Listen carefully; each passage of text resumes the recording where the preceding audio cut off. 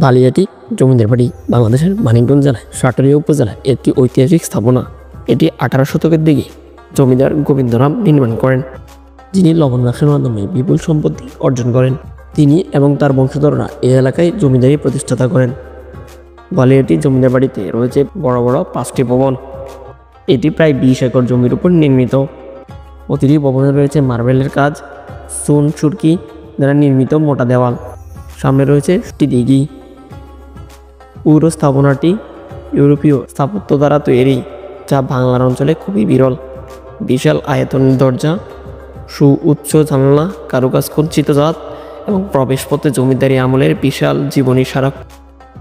বর্তমানে এটি প্রত্নতত্ত্ব অধিদপ্তরের আওতায় রয়েছে। এটি পর্যটকদের জন্য উন্মুক্ত রয়েছে। প্রতিদিন শত শত দর্শনার্থী এখানে এসে ঘুরে যান।